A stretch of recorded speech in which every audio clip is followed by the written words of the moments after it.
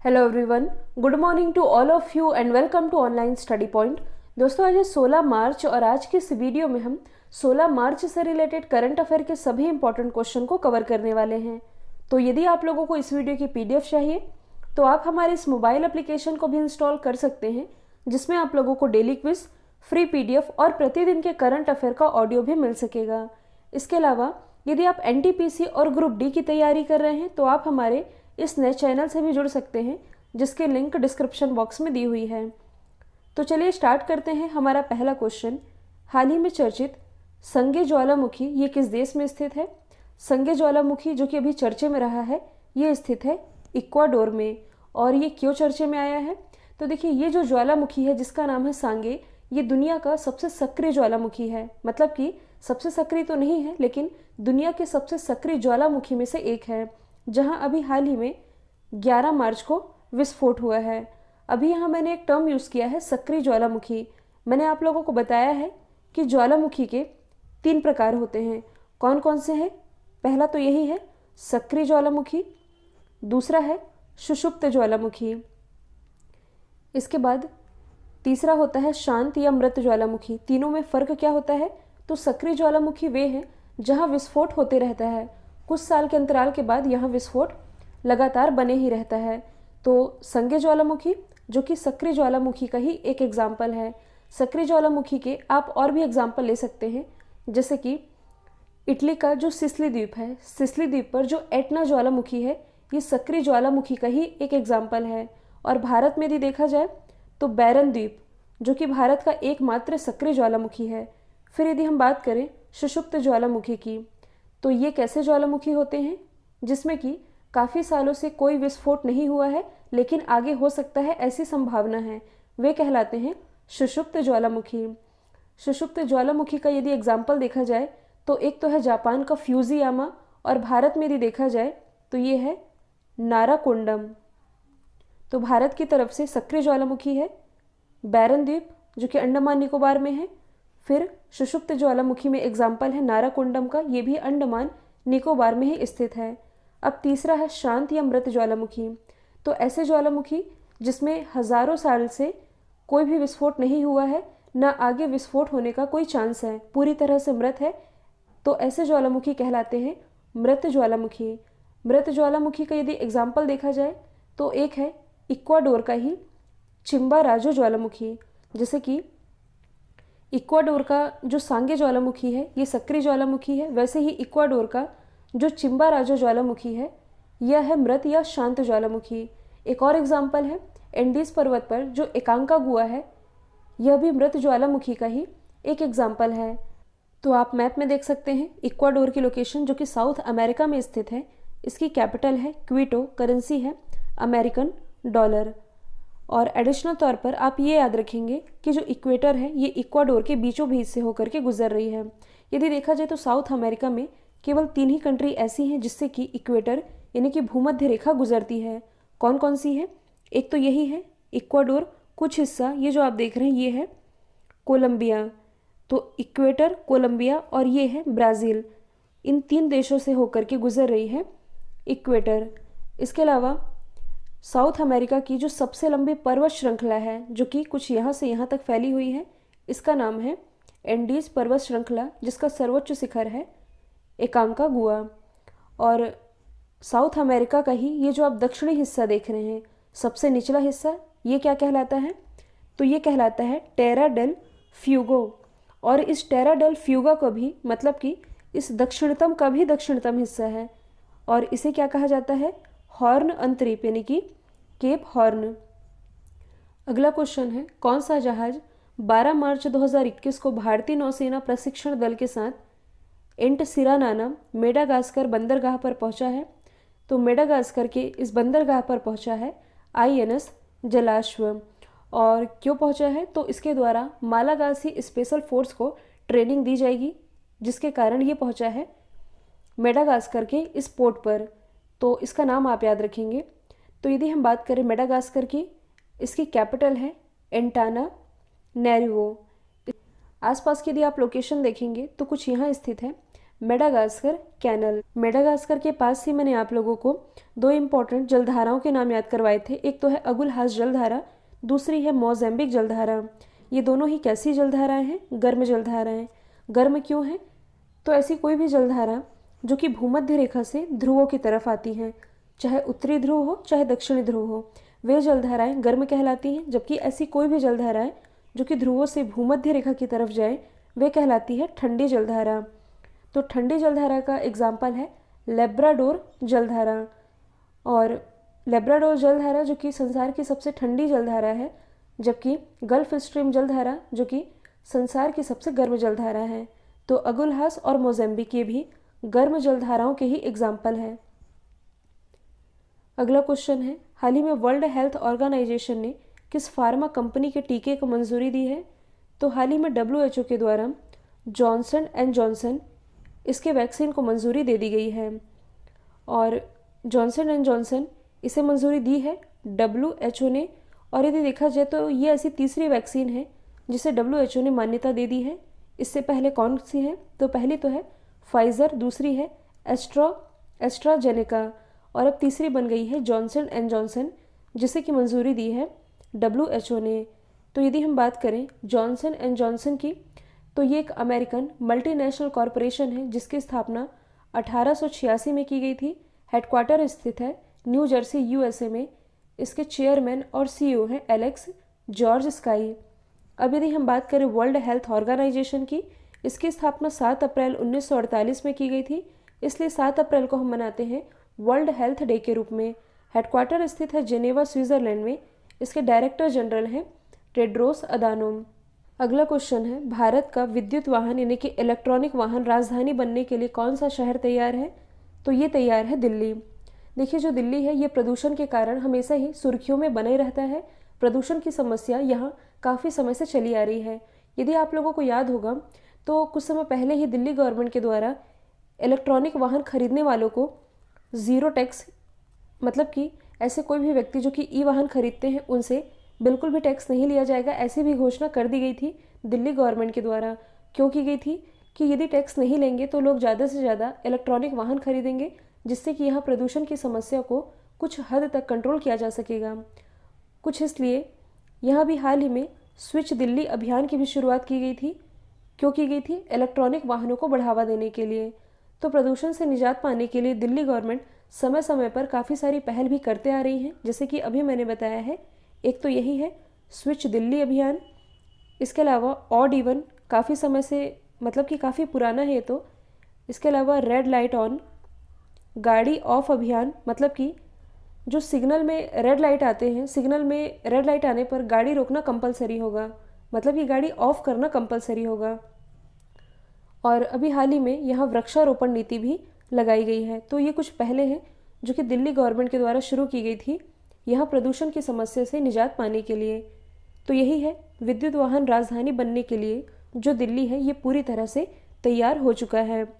और यहाँ के जो परिवहन मंत्री हैं यानी कि दिल्ली के परिवहन मंत्री कैलाश गहलोत, इन्होंने ये घोषणा भी की है कि हर 3 किलोमीटर पर एक इलेक्ट्रॉनिक चार्जिंग पॉइंट बनाया जाएगा। तो इस तरह ये इलेक्ट्रॉनिक वाहन राजधानी बन जाएगी। और दिल्ली के प्रमुख स्थानों पर 500 चार्जिंग पॉइंट के साथ 100 सार्वजनिक चार्जिंग स्टेशन ये भी बनाए जाने हैं, जो कि दिसंबर 2021 तक चालू भी हो जाएगा। दिल्ली से रिलेटेड कुछ एक्स्ट्रा फैक्ट हैं, जैसे कि अभी मैंने बताया है वृक्षारोपण नीति, ई वाहन चार्जिंग प्लाजा, भारत का पहला प्लाज्मा बैंक, भारत का सबसे बड़ा किडनी डायलिसिस हॉस्पिटल, स्वयं का शिक्षा बोर्ड यानी कि Delhi board of secondary education, और अभी हाल ही में यहाँ देशभक्ति थीम पर बजट भी पेश किया गया है। अगला क्वेश्चन है, भारत का कौन सा राज्य वर्ल्ड हेल्थ ऑर्गेनाइजेशन के डॉक्टर जनसंख्या अनुपात को पूरा करता है? तो वर्ल्ड हेल्थ ऑर्गेनाइजेशन के इस डॉक्टर जनसंख्या अनुपात को पूरा करता है बिहार। अब इससे आप समझ क्या रहे हैं? तो देखिए जो वर्ल्ड हेल्थ ऑर्गेनाइजेशन है इसके मानदंड के अनुसार हर देश में 1000 लोगों में एक डॉक्टर होना ही चाहिए। और बिहार की आबादी कितनी है? ये है लगभग 12 करोड़। और 12 करोड़ में यहाँ कितने डॉक्टर होने चाहिए? तो यदि 1000 में एक डॉक्टर का हिसाब लगाया जाए तो उस हिसाब से 12 करोड़ में यहाँ 1,20,000 डॉक्टर तो होने ही चाहिए। तो अभी यदि देखा जाए तो बिहार में डॉक्टरों की संख्या है 1,19,000, तो आप ये कह सकते हैं कि ये लगभग WHO के इस मानदंड को पूरा कर रहा है। 1,20,000 होने चाहिए, लेकिन है 1,19,000, मतलब कि लगभग ये इसके पास ही है। तो WHO के इस डॉक्टर जनसंख्या अनुपात को बिहार पूरा कर रहा है।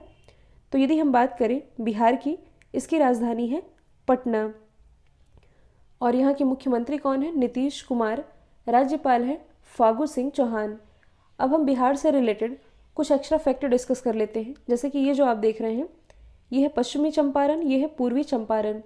आप लोग यदि हिस्ट्री से रिलेट करेंगे तो 1917 में, यानी कि 1970 में गांधी जी के द्वारा भारत में जो पहला आंदोलन किया गया था, जिसे चंपारण का किसान आंदोलन कहते हैं, ये यहीं से किया गया था।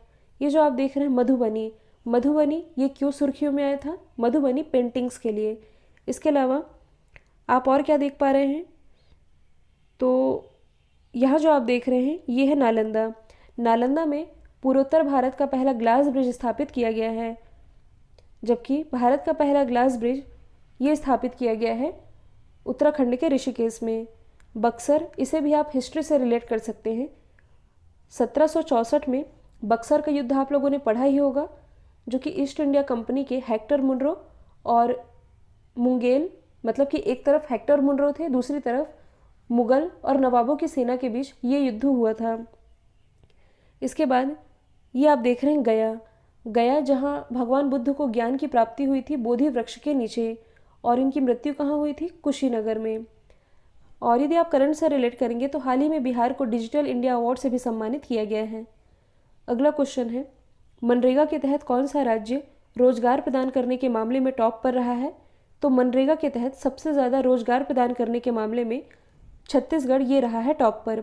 मनरेगा यानी कि महात्मा गांधी राष्ट्रीय ग्रामीण रोजगार गारंटी अधिनियम, वैसे इसकी स्थापना तो नरेगा के रूप में की गई थी, लेकिन इसका नाम बदल करके मनरेगा ये किया गया 2 अक्टूबर 2009 में। और इस योजना के तहत ग्रामीण इलाके में परिवार के एक सदस्य को 100 दिन का रोजगार प्रदान किया जाता है। हालांकि ये अवधि बढ़ाकर अब 150 दिन कर दी गई है।